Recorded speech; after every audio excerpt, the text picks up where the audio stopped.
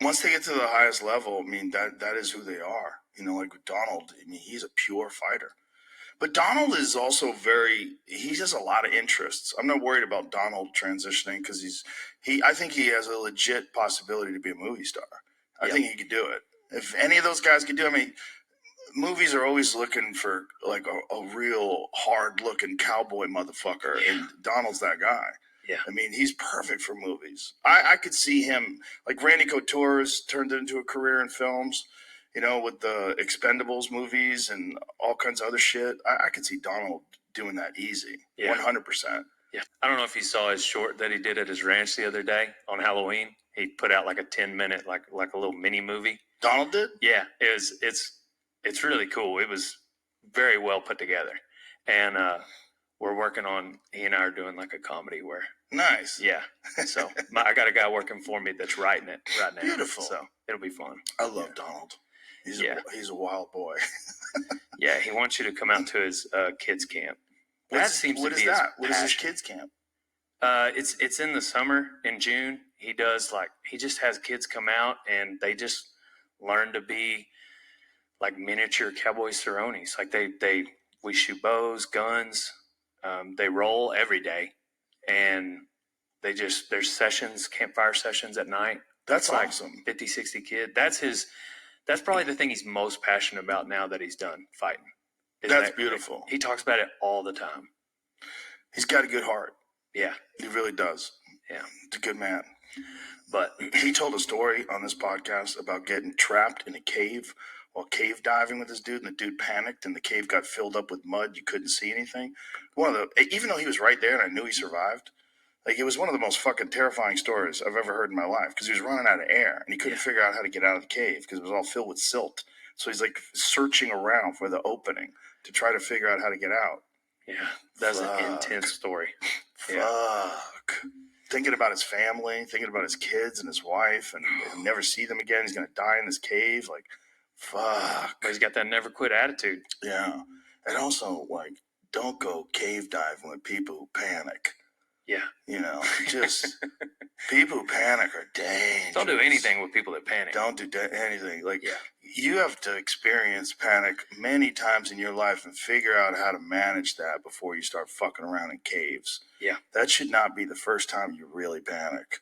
I'm nervous if a situation went down that I'm not saying I'd be some badass. I'm just saying like I might be too desensitized having been around rodeo. Like, an emergency situation would be like we'd be 8, 9, 10 seconds into it before I'm like, oh man, we need to do something. Right. Just because like seeing guys get thrashed in the arena and like having to help them, you know, in situations like that. Right. I don't know, but I'm sure fighters are the same way.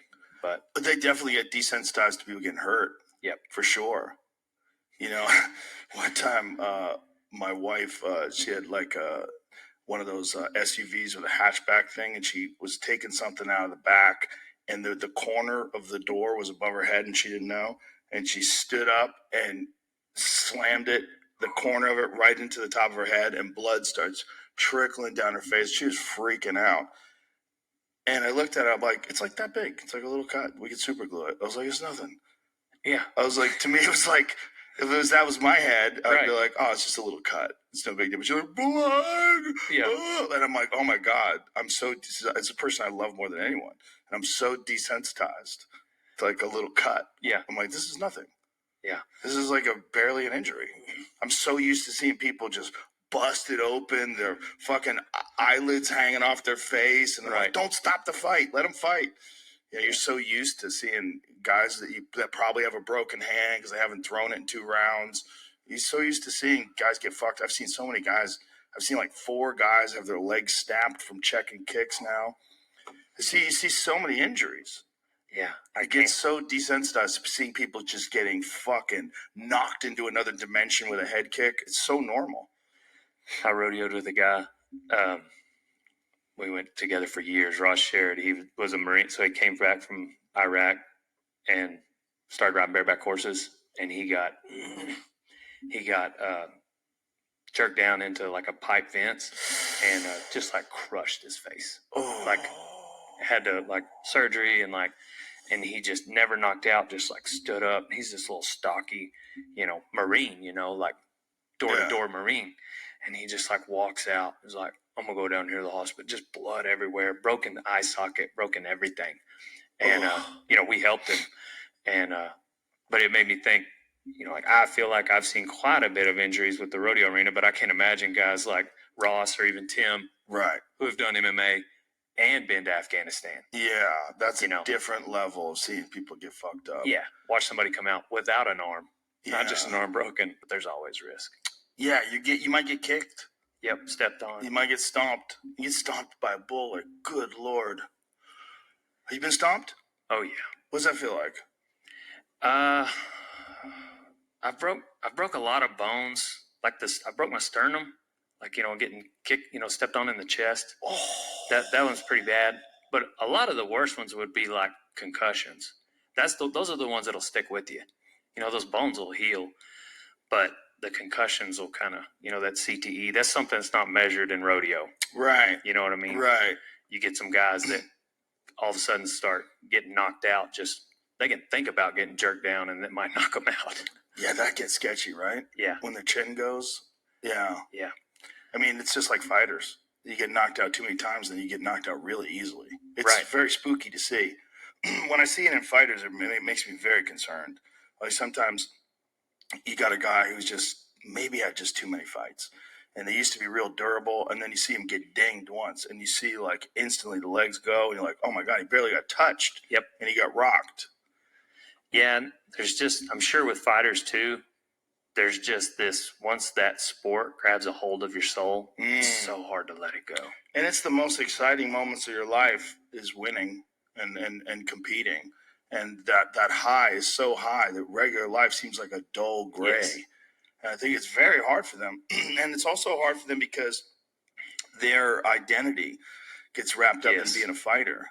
A lot of my friends that have retired, they really struggle like trying to figure out who they are afterwards, and then they entertain one more fight, and it's like, but they don't really want to fight. They just want something that makes them excited again. Yes, sir. And there's kind of I think the winning and going down the road is part of it, and then you have those certain individuals that, and I mean, a lot of them in that world. I feel like Cowboy is definitely one of them, Cerrone, but like in rodeo, when there's somebody that is in love with the actual fight. Yeah. Like I think a lot of people, and these guys get weeded out. They don't have that long of a career in rodeo. I'm sure fighting's the same, that like they like to have fought. They like to have ridden bulls. Mm-hmm. But then you get those guys who like cameras are off, nobody's there, and they don't they want to get on a bronc. Like they love the thrill of that fight. Not in your head, the gate opens, and it's you, and it's so pure. It's so pure. And I'm sure like a fighter that is they're just hungry for it. Yeah. The actual between the bells. Yeah. That's what's scary. Maybe all of them that on your level, they're all like that. I think they would have to be, I guess, to a degree.